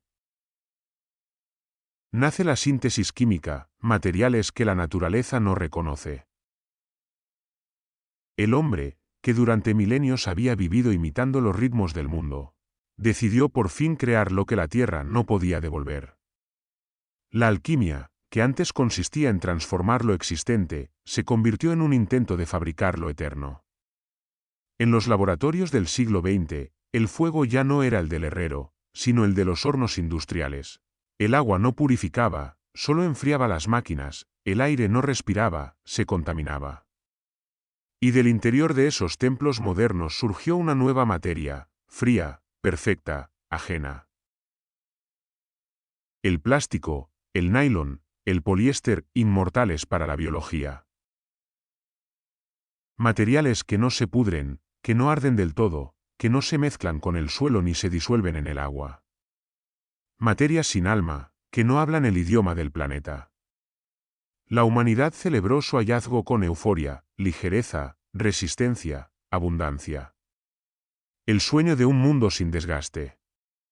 Pero no comprendió que había dado nacimiento a la primera sustancia verdaderamente muerta. Por primera vez, el ser humano crea algo que no vuelve a la tierra. Hasta entonces, todo lo que había producido podía regresar a su origen. La madera al bosque, el metal al fuego, la piedra al polvo. Pero esta nueva materia no tenía camino de regreso. Era una creación sin ciclo, una frontera entre el hombre y la naturaleza. El plástico no envejece, no se desintegra, se fragmenta infinitamente, multiplicando su presencia. Su inmortalidad se volvió condena. Los vertederos crecen como montañas de olvido. Allí, donde antes la tierra digería los restos de la vida, ahora se acumulan millones de formas sin destino. Botellas que sobrevivirán a sus creadores, bolsas que viajarán por los océanos durante siglos, juguetes que durarán más que los niños que los amaron. La naturaleza, incapaz de reconocerlos, los expulsa de su ciclo. Y el hombre, en su arrogancia, los llama basura, como si el problema fuera su exceso y no su eternidad. Las montañas de residuos se levantan como monumentos al olvido. Son las nuevas pirámides del mundo moderno, erigidas no para honrar a los dioses, sino para enterrar la memoria del equilibrio perdido. Cada vertedero es una ciudad muerta, una arqueología del consumo, donde el tiempo se detiene y la degradación se convierte en mito. La lluvia cae sobre ellos, el viento los cubre de polvo, pero nada cambia. La vida los rodea, los ignora, no puede tocarlos. La síntesis química marcó el fin del antiguo pacto entre el hombre y la materia. Ya no se trataba de transformar lo dado, sino de fabricarlo desde la nada. El ser humano se sintió creador, y el planeta, por primera vez, no supo qué hacer con su creación. El plástico no alimenta, no muere, no sueña. Es un espejo del hombre moderno, resistente, adaptable, pero vacío. Un reflejo de su deseo de permanencia en un mundo que, por naturaleza, está hecho para cambiar. El nylon imitó la seda, el poliéster suplantó la lana, el caucho sintético reemplazó la savia. Cada sustituto alejaba un poco más al hombre de su origen. Los tejidos ya no respiraban, los objetos ya no envejecían, los olores se volvían artificiales, los colores eternos. Y en esa perfección, algo esencial se perdió, la caducidad, la humildad del deterioro. La humanidad dejó de aceptar la muerte de las cosas. Y quien niega la muerte, niega el reciclaje. Los mares comenzaron a tragarse esa inmortalidad. A los pocos años, las corrientes oceánicas ya arrastraban millones de fragmentos de plástico. En la superficie, parecían insignificantes, pero debajo, formaban un continente invisible. Los peces los confundían con alimento, los pájaros con brillo, y así la muerte empezó a circular disfrazada de luz. El ciclo natural fue infiltrado, corrompido, reescrito. Por primera vez en la historia, la materia creada por el hombre comenzó a reproducirse fuera de su control. El planeta, que durante milenios había sido el mayor reciclador, se vio invadido por una materia que no sabía digerir. El fuego la derretía, pero no la purificaba. El agua la transportaba, pero no la disolvía. El viento la esparcía, pero no la transformaba. Los tres grandes recicladores del mundo, fuego, agua y aire, quedaron vencidos. La tierra, su última esperanza, la sepultó bajo su piel, como una herida que intenta cicatrizar. Pero la herida no cerró, creció. Con el tiempo, el plástico llegó a los pulmones de los animales, a la sangre de los humanos, al aire que respiramos. Ya no está fuera de nosotros, sino dentro. El reciclaje, que antes nos unía a la naturaleza, se invirtió. Ahora somos nosotros quienes reciclamos lo artificial. Comemos lo que creamos y no podemos destruir. La rueda sigue girando, pero ya no es la rueda de la vida, es la del consumo. Las montañas de olvido crecen, y el planeta intenta adaptarse, como un cuerpo que asimila su enfermedad. El plástico se mezcla con la arena y crea playas falsas. El polvo de los vertederos flota en la atmósfera como una nueva forma de lluvia. Las raíces de los árboles atraviesan botellas y latas, como si intentaran integrarlas por la fuerza. La naturaleza, fiel a su esencia, intenta reciclar incluso lo irreconocible. Pero hay cosas que ni ella puede devolver al ciclo. Y así, el hombre moderno se convirtió en el único ser capaz de producir materia inmortal. Una divinidad imperfecta, que al crear lo que no muere, comenzó sin saberlo a condenarse a sí mismo a vivir entre los fantasmas de su propio ingenio. Los antiguos miraban al fuego y veían renacimiento, nosotros lo miramos y vemos humo. Ellos creaban para volver, nosotros creamos para olvidar. Y entre ambos tiempos, se levanta un muro de plástico, una frontera que separa lo natural de lo artificial, lo eterno de lo vivo. Esa fue la ruptura. El momento en que la humanidad dejó de respirar con el planeta y empezó a respirar contra él. El reciclaje dejó de ser arte, y la creación, por primera vez, dejó de tener retorno. La producción se vuelve lineal, fabricar, usar, desechar. La revolución industrial introduce un nuevo dios, la cantidad. Los objetos dejan de tener historia, se vuelven desechables. El dinero acelera el proceso, lo que antes se reparaba, ahora se reemplaza. Nace la obsolescencia, la economía del desperdicio. Cuanto más se destruye, más se gana. La publicidad convierte el reciclaje en atraso y el consumo en progreso. El valor ya no está en conservar, sino en comprar de nuevo. El petróleo se convierte en el gran enemigo invisible. El dinero, símbolo abstracto, rompe el vínculo con la materia. Ya no se mide el equilibrio, se mide la ganancia.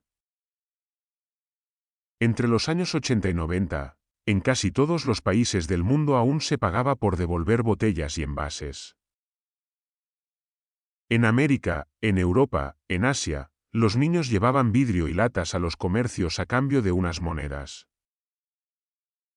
Las fábricas lavaban y reutilizaban las botellas, los bares las devolvían a los distribuidores. El reciclaje era una cadena viva, humana, con beneficio compartido. Cada envase tenía valor, cada gesto cerraba el ciclo. Pero las grandes empresas entendieron que podían controlar también ese retorno. Convirtieron el reciclaje en una marca, en un negocio. Lo que antes era participación se transformó en monopolio. Los ciudadanos siguieron separando residuos, pero las ganancias dejaron de ser colectivas. Los mismos gigantes que producen los envases se quedaron con el dinero por reciclarlos.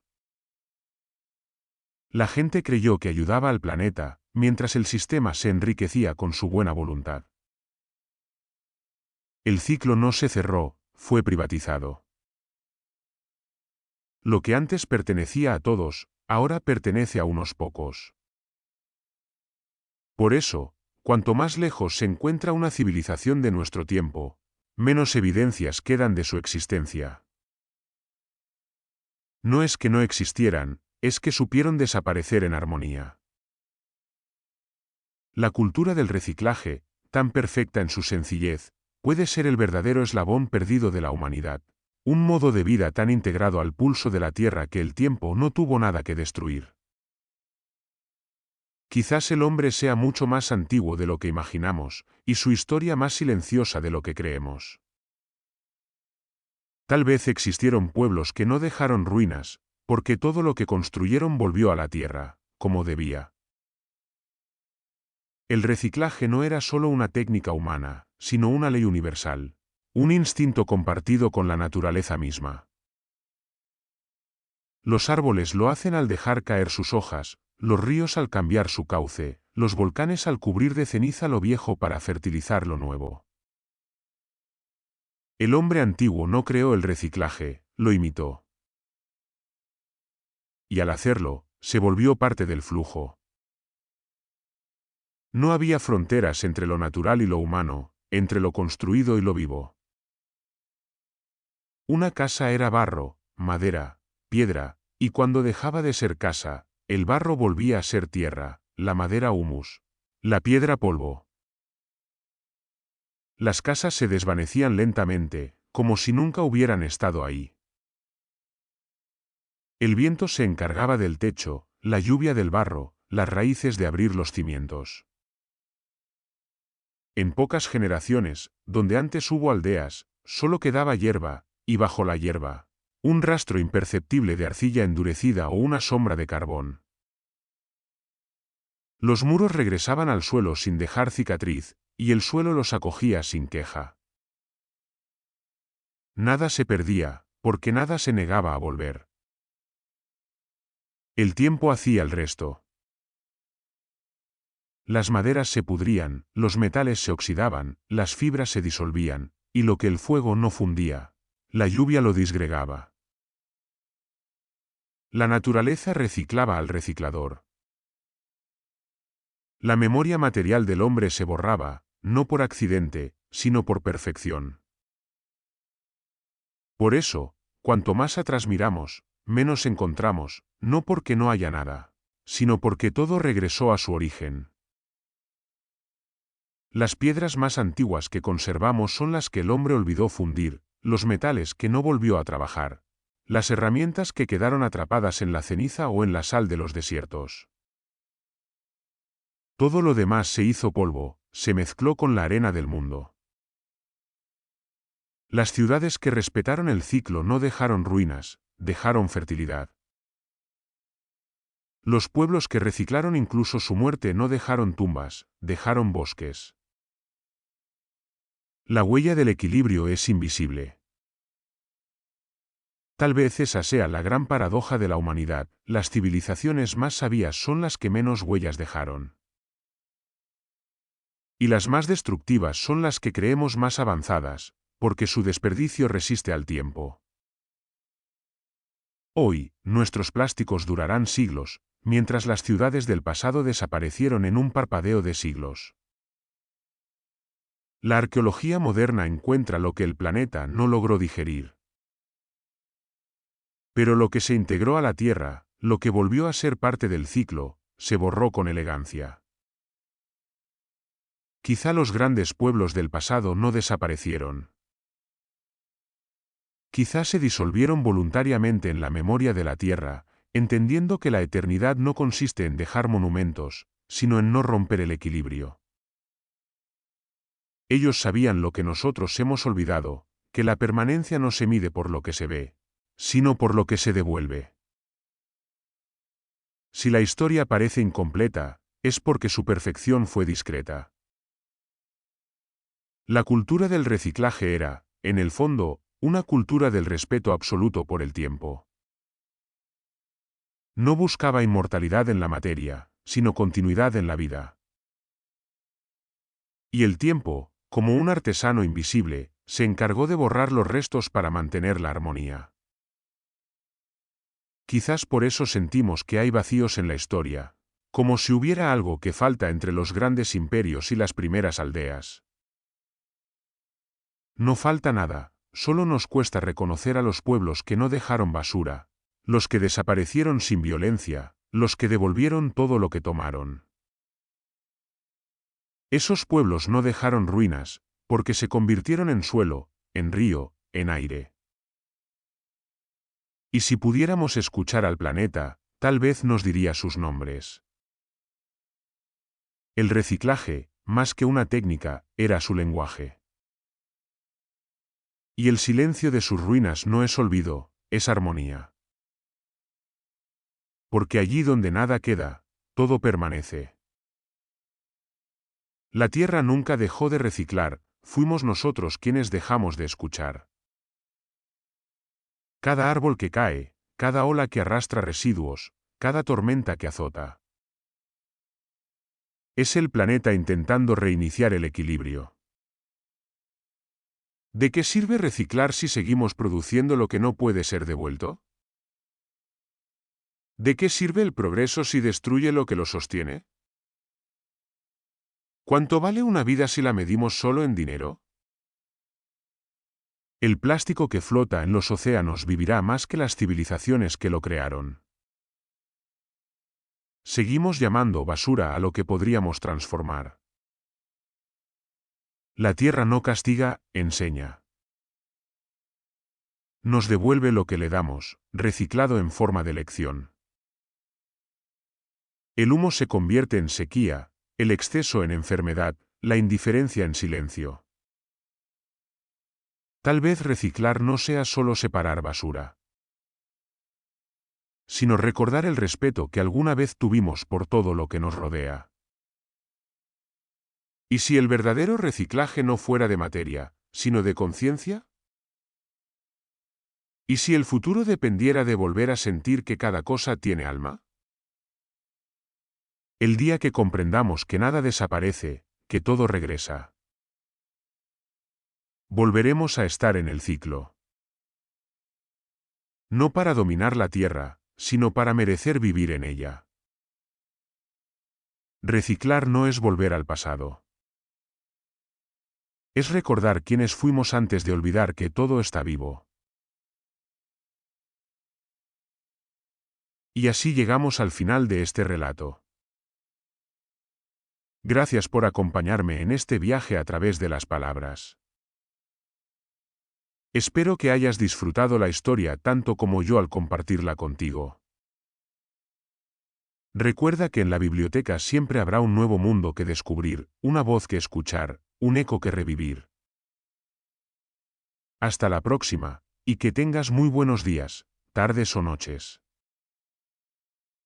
No olvides suscribirte y dejar tu like para seguir explorando juntos más relatos.